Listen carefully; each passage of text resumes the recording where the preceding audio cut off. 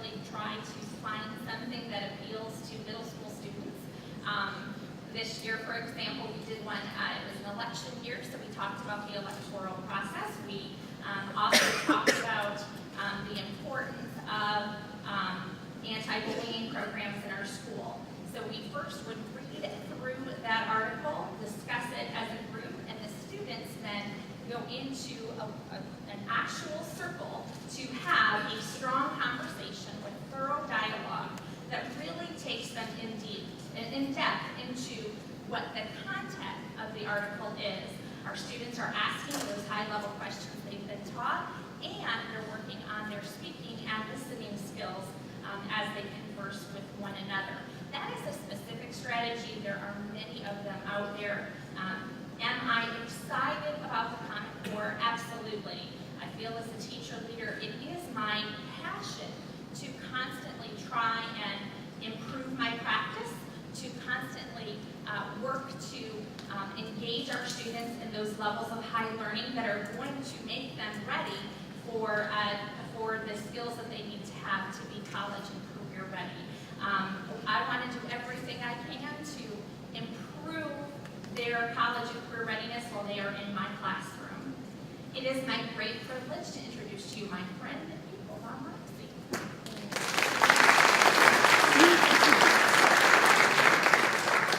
Good morning. Please forgive me ahead of time. I've taught my 6-year-old how to share too well, so I'm recovering. So that's why I have the raspy voice. I'm a fourth grade teacher at Graves Elementary School. I teach science. Well, last year I taught science and writing. This year, with the shifts and everything, I will be teaching science and math, which will be an interesting and challenge for me this year. And I'm also a Lake County educated K-12 Terry student.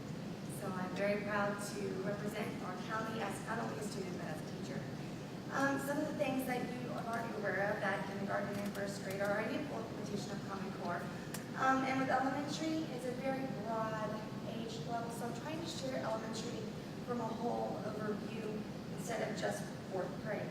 As you can see, some of the things up here that have already started to happen are that teachers are breaking away from the given textbook for all subjects. This is what we call the basal text. So they're using other resources to develop a curriculum that supports the needs of their individual class. Not necessarily all the classes in the same grade level together, but their class and to meet the needs of Common Core. So it's developing curriculum for their class, for their individual learners, based on things that their students need. It's also increased teacher collaboration through something called lesson study, which is something our county will be doing the whole implementation of. It's a really powerful professional development where teachers develop a lesson together, and then we implement it one at a time with the others watching to see how it goes and what works and what doesn't work, and go back and revise the lesson and teach it again to another group so that we can see best practices and see activities that work and maybe things that we need to change. And also this professional learning communities, which are where we take a topic as teachers and as a faculty and study them, research them, what can we do to improve our craft. Also, with Common Core, there's an increased amount of accountable writing. When I mean accountable writing, I don't mean it's time to rewrite, let's take 10 minutes, just enjoy. That's all part of the curriculum. But we're talking about let's write down your opinion and then share it with your reader, share it with your class, share it with your group. Getting more accountable writing so that the students are putting their thoughts down on paper. There's important disciplinary learning available. Common Core gives us that flexibility with the pure standards to be able to take this same common standard and look at it from reading and social studies and science and math, pull them together so that you are going back to a thematic idea of teaching a content from multiple different ways. For example, like County does this with our STEM program, which is science, technology, engineering, and math. Some of you are familiar with that. In elementary, we already have the STEM program for our students to compete, where they work together, solving problems and things that include science and math, or technology and math, or engineering, so that it provides deeper learning. Then there's the LEC program and DEQ project, and there's the alphabet soup. But basically, on the whole, those are programs very much like what the Oasis about pulling in multiple pieces of text, analyzing them, analyzing charts, analyzing letters written by authors to develop their own opinion and their own understanding of a certain topic, for example, which was Harriet Tubman's greatest achievement. By researching different types of text, students can make their own decision about what made Harriet Tubman such a wonderful woman.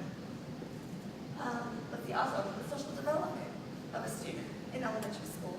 That is a very huge thing for teachers and students. We are developing the students to work together, developing the students to work in groups collaboratively, because that's a skill they will always have to have in the workforce, regardless of what they choose. Even if they are a stay-at-home parent, they have to work collaboratively within their own home units and also with people in the community. They also are developing skills for oral presentations, not necessarily like what we are doing here, but oral presentations where they can think in their head and then give those thoughts aloud to their peers to discuss and maybe possibly get another idea or share thoughts with their peers. And for logical thinking with support, not just necessarily taking the first thought that comes across their mind, but listening to other people's opinions and thinking, well, where do I believe in this? How does that fit with what I understand? And then making their own judgment. For example, debates. I thought that this is something my fourth graders love, and they can debate anything. Anything. As simple as, was the big bad wolf wrong or not? And take the perspective, this side of the classroom pigs, you are the big bad wolf. I want you to debate. How are you right? How are you wrong? Oh my gosh, they ate it alive. Because they really had to think about their own understanding. And they had to think, okay, I have to take it from a different perspective. I have to listen to what they're saying. And it helps to understand that they can disagree without being upset. And then, the last one, probably the one that I'm most passionate about, is the inquiry-based learning and project-based learning, which is furthering our students' critical thinking and independent thinking skills. One of the things that we don't want to lose is, yes, it's wonderful to work in a group, but we also have to be independent, persevering learners on our own. And that's one thing that inquiry-based learning does. And basically, it's where, just like was said before, you pose a question. Like, for example, the one I use in my class that I'll give for you today is, what are some ways in Florida that we can have sustainable energy that is green? And we use this along with our energy units to talk about, we try to focus on the wind energy. And then the students go from there and they research what are the different types of ways we can harness wind energy. And what are some of the ways that it works better in other places in our country versus here in Florida. And then, after their research, they develop an actual working wind turbine that they will use to collect energy, which I hope kids for that and everything, but that's all in their development. And then from there, they test it out. Does it work as well? What can they do to make it better? Is this really as good as they had hoped it would work? Did it work very well? If not, what can they do to go back and fix it? And then, when they do change it, was this actually the best thing overall? Is there another form of energy in Florida that we can use instead of wind energy? Along the way, they're keeping notes in their lab journal, making their misconceptions. What are they doing? What's wrong? What's right? What did I learn? How did this change overall? And then, at the very end, they write a letter. I give the students free reign of where we want to as a class. Where do we want to send our letter? We send it to the President of the United States, because that's where they wanted to send them. They can send them to the President of Duke Energy. Where can they go to share their information? This year we'll be publishing it as a science journal for our school through the library, so that they can actually have writing that goes along with their science, that went along with the math that was included in there, so that they can have an overall better development of not only wind energy, but the social interaction, the writing interaction, the researching and development idea, and thinking critically outside the box. So, in summary, hope I didn't confuse you too much. I hope that you understand that Common Core will give teachers the ability to continue sharing best practices, to have us reach out for better resources other than just our textbook, and to help develop our students into tomorrow's problem solvers. And hopefully you'll see our perspective of these things. And I'd like to introduce Mr. Paddlebaugh now, our Chief Academic Officer, for the questions and answers.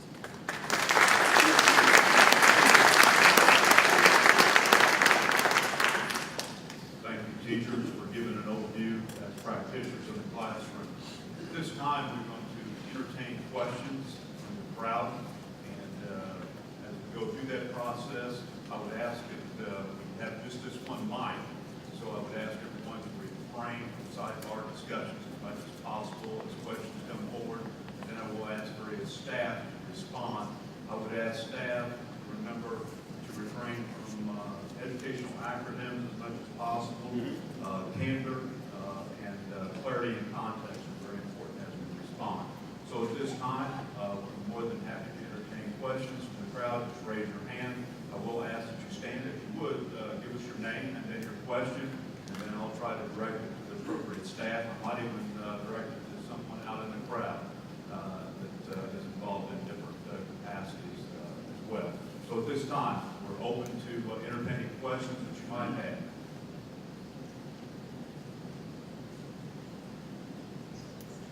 Over here at the far right, we have a lady here.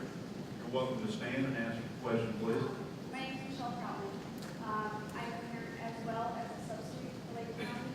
My question is, being a substitute, is there going to be any class or information for substitutes that will further our understanding on how to assist our teachers when they're out? I'm going to direct that over to our academic services because they'll have to work closely with human resources as we have substitutes signing up to do a very beneficial job in our classrooms every day. So at this time, Dr. Doyle, do you have any thoughts on that? Get the mic, please. Yeah, let me repeat the question. The question, I believe, was we have an individual who works as a substitute teacher as well as a parent in Lake County, and their interest is on how substitutes, as they come in to fill in for teachers, is very complex. Naturally, the teacher has to have good lesson plans ready and so forth. They're very specific as substitutes come in, so that's very important that our teachers understand that. So at this time, I will have Dr. Stacey Roberts give an overview. Great question, thank you. Yes, we do provide substitute training out of the professional development office, and each year we're keeping that training updated so that we're talking about those new initiatives, the basics of classroom management and effective classroom setup. But as our initiatives change, we add those to that training as well. So your answer is yes. Yes, Dr. Moxie wants to add as well. Thank you. I really want to thank you for bringing that question forward because I think through these types of forums, it's very important to make sure that we have considered all the stakeholders in our organization that have a touch on our students in a classroom in that educational program. And all of you do in this room. And our substitutes, and we do have that training that goes on each year and it's updated. But I think you've brought to our attention the critical nature of this transition to Common Core is so complex that we need to make sure that our update is as comprehensive as you need in your substitute role. Because anytime a teacher is out, and we know that happens from time to time, that we want our substitutes to be empowered and in a position where they can carry on that learning and that instruction because we don't have a minute to lose. So thank you very much for that question. Yes, the lady right here. My name is Kim Bates. I'm a parent. I'm also a guardian ad litem. I'm concerned because I understand that about 80% of the children at South Lake High School fail the end of course exam. And I understand that there wasn't adequate studying that they were allowed to do because they had no idea it was on an end of course exam. How is this going to be addressed for the future years?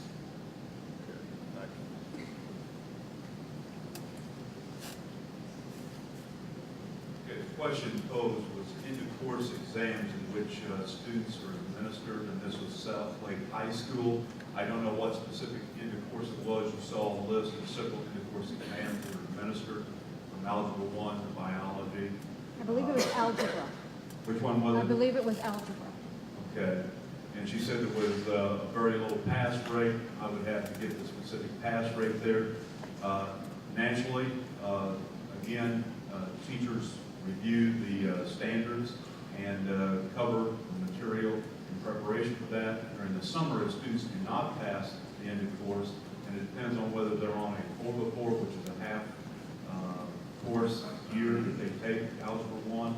They then are given opportunities to provide remediation time for students as well as online. But that is a huge issue because Algebra 1 is a gateway to graduation. And they have to pass it in order to get the diploma. So Algebra 1 is very important. And what we'll do is I will follow up, get the specific data on South Lake High School, because I don't believe I have anyone from South Lake here. I didn't see the principal come in from there to put him on the spot.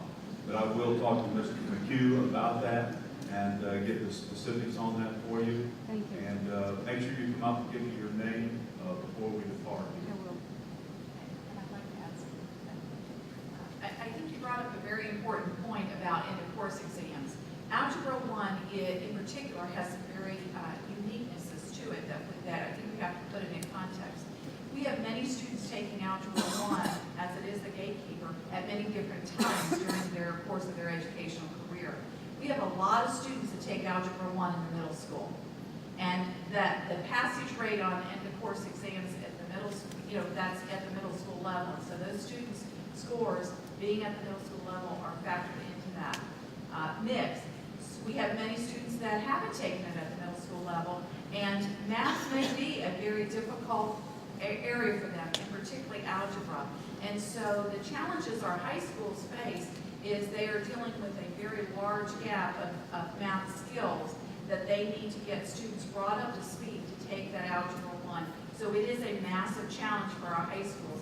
And that is one of the areas, as we're transitioning, especially as a Common Core and end-of-course exams, that we have to address in that instructional and that curriculum and those activities to close that gap as much as possible so we reduce that rate that you just referenced. Thank you, Dr. Monson. Yes, Dr. Doyle, go ahead. Just want to add something to that conversation, Dr. Moxley, thanks for that. It's so important to start to look at the data and disaggregate each of those end-of-course exams in preparation to prepare our teachers for making sure they're providing the instruction that's needed for our students. It's important to understand that this year, as we're continuing to move forward with professional development, we are providing individual content area professional development for those teachers that are teaching those areas of those end-of-course exams to ensure that they're implementing those standards with fidelity. That is a move that ASU Academic Services have already implemented in their planning for staff development. So we will be addressing exactly those standards that we see our students are deficient in providing those teachers some specific content area training in those math areas. Thank you, Dr. Doyle. And I might add, that there was changes in the legislative language for the cohort coming in. At one time, it was intended to geometry, U.S. history, biology, all those EOCs had to be passed in order to graduate. Now it counts 30% for the final grade, so that change had been put in place. So now it's Algebra 1 MCAT 2.0. I have a question from the gentleman right over here. Good morning. My name is Feliciano Ramirez. Thank you, Dr. Monson, for showcasing our set of teachers. I know that all of our I know that all our teachers in Lake County are stellar, and I'm appreciative of Dr. Monson for showcasing these ones that we just saw. My question is, during the early 1990s, we had a consent decree. That consent decree told us that we needed to do some staff development, and there was some staff development, 18, 16, get 300 hours staff development. I saw in your piece that there was some awareness that is going to come. I'm concerned of how much staff development has been done and what's the plan for further staff development for especially the teachers that are middle and high school teachers that are coming in August 12. How much staff development has there been for them to be prepared? Is there any stipends available for them? I read that, I think, a couple of weeks ago that the Gates Foundation is going to award us a grant. My question is there any staff development with stipends, money involved for our teachers? Thank you. The question that's been presented is, do we have funding to provide staff development or time outside the classroom to provide supplements or stipends to our teachers? And the answer is yes. We build that in our budget every year. We also receive Title II, Part A, that comes through the federal government to the state and down to us. And we set up a budget and have to put in our Title II plan each year. And yes, we set up a plan for providing teachers stipends, writing teams, for instance, that we build the Common Core, our task cards to help teachers, support teachers in this transition. So yes, we are funded through the federal government, Title II Part A. And we also set aside local dollars as well in our professional development department. Not only just our teachers, but also teacher assistants. Our Board of Education has supported that endeavor to ensure our teacher assistants and our support staff also receive assistance and so forth as we make this transition. So that's a great question that you've asked. And yes, we do make sure that we do put that in the budget each and every year. In the far back. Hi, my name is Chris Fontecchio, a parent and teacher at Lake County Schools. I have a question. I believe the current textbooks and computer programs that are utilized in Lake County Schools are really aligned with the Sunshine State standards. I'm just asking, will there be a purchase of new materials that align to the Common Core standards? And if so, has been reported in the media lately for a downfall? Does our grants department have a plan in place to get these new materials? And if so, or if we are going to get these new materials, how are we going to fund that? Good. Thank you for the question. We have a question from a parent and a teacher regarding textbooks, how we get them up to standard for Common Core. And before I have Dr. Roberts speak to that, our budget we received from the state, $3.2 million from the county. We go through cycles in which we upgrade this year's K-5 literacy program that making the shift to Common Core, as we saw earlier. K-2 is where we're at in the transition. I will say that many vendors and companies, we have to be very thoughtful. Everybody says everything's Common Core aligned. I made that comment at a software committee meeting, and I don't think we're there yet. We have to be very careful and cautious as we look at the materials, and that's why we go back to the standards, and teachers should reference the standards. The textbook is no longer the direction and the lesson plan starting at chapter 1 and going all the way through it, and you know that as an effective teacher. Now I'm going to let Dr. Roberts give an overview of the process we go through, and we will be going through as we do the transition. So Dr. Roberts. Thank you, Mr. Hadwell. Can you guys hear me okay? Okay, our process here in Lake County Schools, we follow the state statute process of textbook adoption. That begins with vetting at the state level. They're doing that right now for the next round of adoptions. The state publishes a list, a bid list, saying these are the resources that have been vetted at the state level. They do that with representatives at the state level from the Florida Department of Education, as well as representatives from the school district. Every year we have at least one classroom-based teacher that participates at the state level looking at those materials so that we ensure we have a voice in that process. Once the state has shortened their bid list, as you can imagine, the first round of bid list that comes out will be 28 to 32 pages just for K-5 elementary reading adoption. Once they go through their vetting process at the state level, they publish what they call a short bid list, which is usually a few pages. Our policies and procedures here in Lake County dictate that we make sure that schools have a voice in what we adopt. So once we have the state list, I work with the principals, and they nominate people from their school, 2 to 3 of them, always classroom teachers, also usually a literacy coach or a curriculum resource teacher, and they represent that school at a district level committee.